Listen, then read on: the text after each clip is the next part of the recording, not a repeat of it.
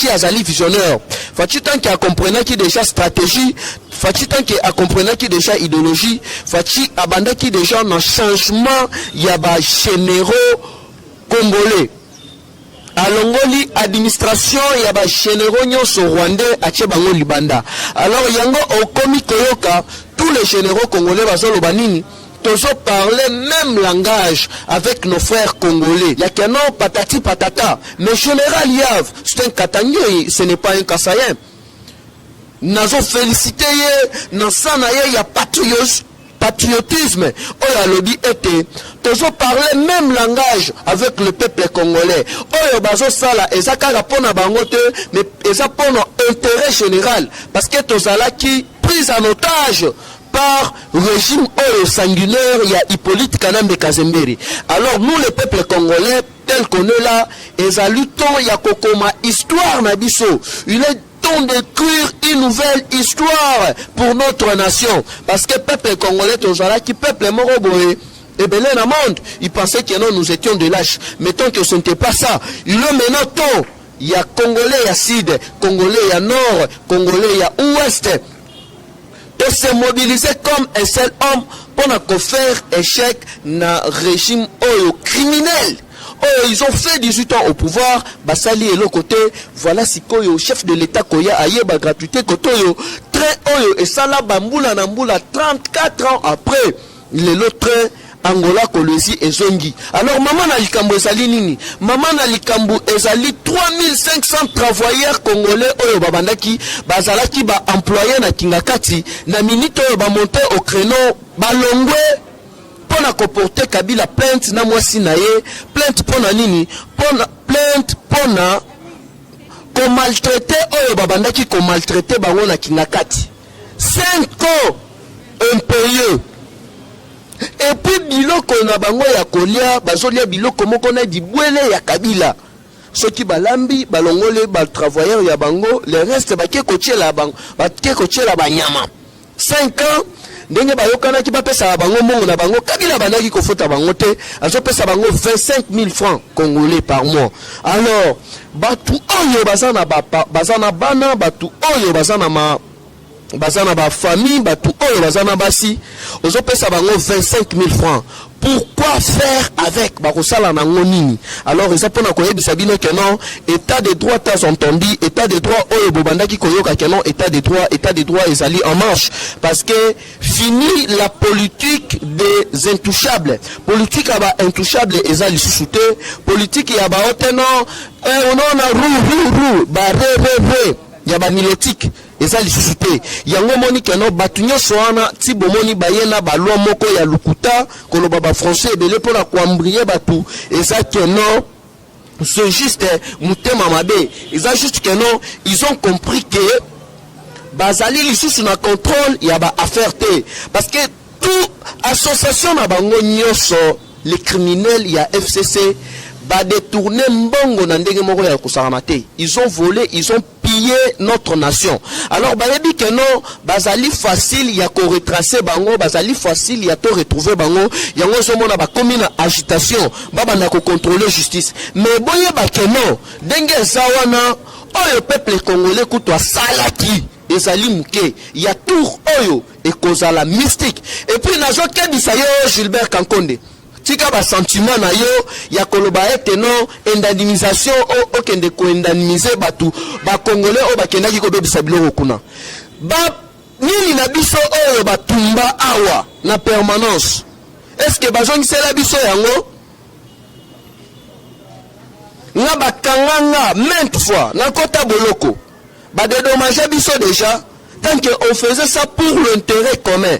Alors, avant la déclaration, il faut qu'on tourne langue plusieurs fois. Parce que, les gens ont la déclaration, on a, bana ya aussi bakolobanin. Biso to sa bato sentiment. Alors, tu vas apaiser et puis retirer tes mots. Yo, obeminaku, yo, Nemi Milanya, yo, Emmanuel Shadari. Boso ganga, bokomiko ganga na musika na bandaku. Mais bon, quand on parle du peuple, il y a un boya. Bisona binoto sala affrontement. Beaucoup mikokima. Ok, au fandi na état-major, ma zone de défense, au fandi kuna, Ils ont ça la déclaration. Mais tout le monde a place pour la terre. Peuple congolais, tous alliés déterminés. Peuple congolais, tous alliés unis comme un seul homme. Donc, vision ya congolais, nyo son aminito, et sali que non, inde, ti kingakati. Tokokote la pena kabila nde na kingakati. Pour qu'on récupère tous les babibouélés. Alors, pour que non, makambu, oyo, et comme il a volé moussoussou, awa koye ba réunion stratégique, oyo facha sala ki lobby, na sorti à réunion, oyo sentirara que non, déclaration, il y a 3 ambassadeurs, oyo bakangaka monde, bakozaka monde. Ambassadeur, il y a États-Unis d'Amérique, ambassadeur, il y a Canada, ambassadeur, il y a Grande-Bretagne. Oyo ba mettre en garde FCC en bloc, ba mettre en garde ba Congolais oyo bazali toujours na pensée moko terre à terre. Oyo bazo continuer na ko soutenir un criminel comme Kabila parce que à bientôt tipwana lisolo na ye ozala lisouter. Alors bino batu oyo bakomisa bino babolole bakomisa bino babizengi bolanda ka ye na sima kosala ba déclaration ya busoba il faut boye ba keno oyo biso to salaki peuple congolais ezali nango kaka avant goût ezali avant goût mais pression eza makasi. Je vous dis mango na biso oyo bino boyaka kopier na RDC pendant 18 ans. Boye bakeno mbongo nyoso wana ekoti kala awa na mboka na biso na République démocratique du Congo.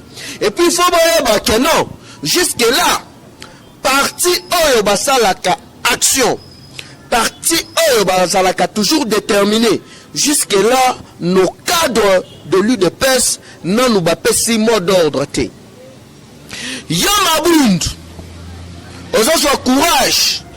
Aucun ambassade ya Inde ozo gangela kunati. Est-ce que yo okotambola makolo kaka de chez yo ou soit kama distance kaka moko ya muke oye atana voiture na yo okiti na RTNC otamboli makolo ti na palais du peuple okosala ngo oyebi oyo nini bosala ki biso peuple congolais ozala ministre ya portefeuille osala nini. Donc vous êtes tous là des voleurs. Non, nos frères congolais. Oh, bah, votadino. Vous les dépichiens. Vous les dépitins. Peuple congolais. Boye. Bokosi. Bah, voté bino. Bozo landa batouana. Bazo protéger. Bah, intérêt na bango personnel. À cause, il y a néanmoins $1,500, $2,000. Mais on te paye $1,500, $2,000 et qu'on ça les laïonini. Donc que ces gens-là, il faut que la justice soit faite. Mes chers compatriotes. Oh, tozana étape moko, oh, il faut to koma histoire ya mboka na biso. Est-ce que tu continuer kaka bongo? Les loyaux ont 1,500, aussi $2,000, au kosala nango nini. Tant que osana bana na bakobo taper bana, osana ba génération en génération. Il faut to préparer génération yaba de konabiso na bakokololo na biso oyo bakoya sima. Jamais boko banda kolanda kaka bapaya sima. Boko banda kolanda batu oyo basali 18 ans au pouvoir pour ne rien faire. Donc bango plan na bango esalaki kaka ko se met trouble, ko se met tribalisme presque na ba province nyonso, c'était ça leur souci. On a créé du genre guerre civile. Ndenge basala ndenge esalaka na Rwanda, mboka ya bakabila ya batutu na batuti. Yangonde ayaki na même style de jeu pour na composer na RDC. Partout oyo ba criminel ya FCC baleka na Bandundu. Boyebi makambo gobila sala. Les deux tribus s'affrontent né babomana mais tant qu'ils sont des frères. Namwe kakuna place Bocha Basala qui n'en parlons même pas. C'est des conflits tribaux. O bangende, o batuboye, basoyo kanate. Ozuna est kuna, ba emba, c'est toujours pareil. Donc c'était ça leur politique Alors mes frères et sœurs, oyo biso tozo sala lelo, oyo peuple congolais azo sala lelo, oyo biso jeunesse congolaise tozo courage ya côté le mena régime criminel lelo, et ça pour notre intérêt na biso té, et ça pour notre intérêt ya ba famille na biso té, mais et ça pour notre intérêt général. Na bino ba jeune oyo bozo landa Shadari, ne ya moi apesio 10 000 francs, ne ya moi apesio 15 000 francs.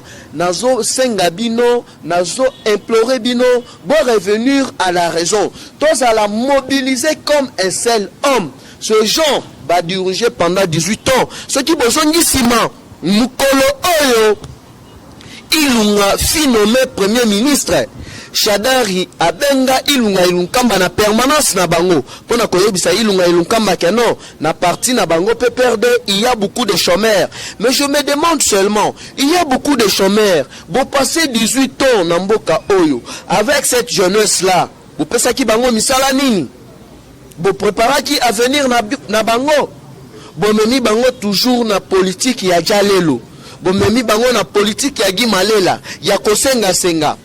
Au PCA $10 à mon danger. Mais au contraire, Bobomi biso jeunesse congolaise en général. Il faut voir que nous, à bientôt là, nous la jeunesse, toko initier pétition, ou toko porter officiellement Kabila plainte.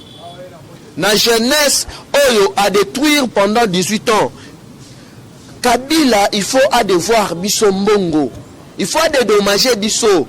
Attention que ce pays, mais il faut dédommager biso. Alors, dans ce senga batunyoso, tous allons toujours mobiliser comme un seul homme.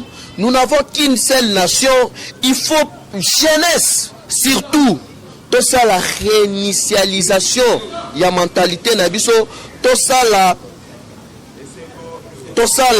to réinitialiser façon de voir nabiso, to changer mentalité nabiso sur le plan intellectuel, sur le plan démocratique, sur le plan social, to sinur comme un seul homme pour na kobengana bandoki oyo biso to kolembate.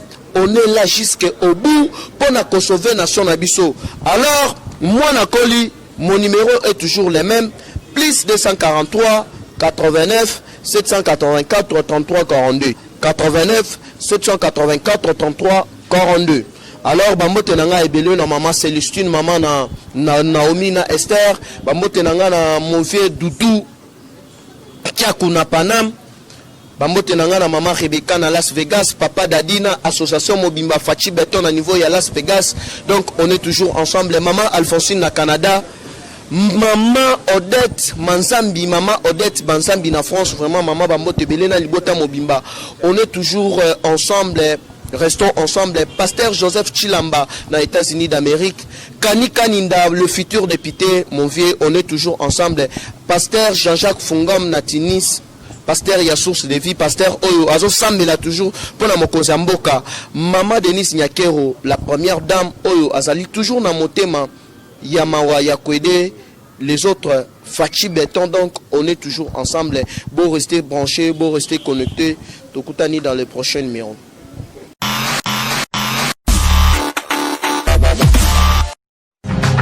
Radio Bissonyoso Congo, RDC, une chaîne au cœur du monde. Vous êtes sur la radio Bissonyoso Congo RDC. Oui, tapez www.radiocongonews.com, accédez dans notre site et avoir toutes nos informations.